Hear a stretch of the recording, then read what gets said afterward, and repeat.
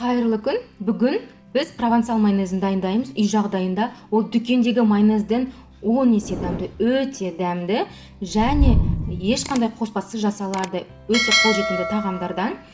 Міне қараңыз, қандай қою, түсі сары, дүкендегідей ақ болмайды. Бұны салаттарға да, түрлі тағамдарға да қолданылады және нанға жағып та жей беруге болады. Өте дәмді. Жасап көріңіз, балаларыңызға да қорықпай бересіз. Видеоны соңына дейін көріңіз, менімен бірге болыңыз. Керек өнімдер: қант, тұз, жұмыртқа, уксус және өсімдік майы. Осының барлығын жасау үшін бізге блендер керек погружной, және осы блендердің диаметрінен аса үлкен емес ыдыс алуға болады, осындай банка. Өнімдердің мөлшері видеоның астында толық жазылған. Енді біз жұмыртқамызды бірінші осындай банкаға жарып аламыз. Екі жұмыртқаны. Жұмыртқа мен майдың температурасы бірдей болу керек. Егер бірдей болмаса, онда біздің майонез шықпай қалады. Енді қант пен тұзды саламыз. Үстінен майды құямыз.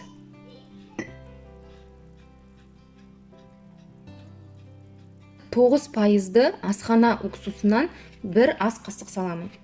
Егер сізде 70% уксус болса, сіз бір қасық 70% уксусқа 7 қасық су қосып араластырып алсаңыз болады.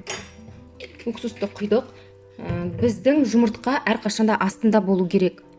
Сол үшін бірінші ыдыстан екінші ыдысқа майды ауыстырдым. Енді погружной блендерді астына түсіремін. Жұмыртқаның дәл үстіге көтермей, сразу блендерді қосамын да тоқтамай араластырамын. Қозғамаймын.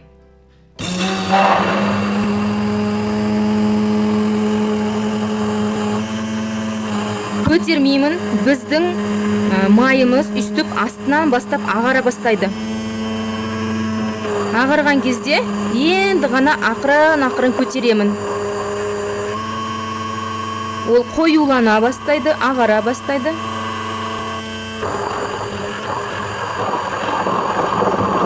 Ақырын көтеремін.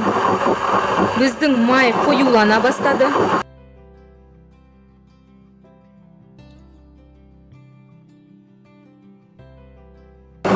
Майонез қоюла бастағанда ақырын көтереміз, көтеріп, лайнан бетінде миксерлейміз.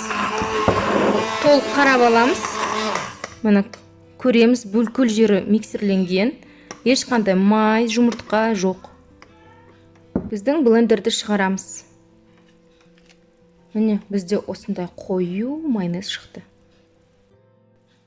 Бұл майонезді 14 күнге дейін тоңазытқышта сақтауға болады. Міндетті түрде бетін жауып сақтаймыз.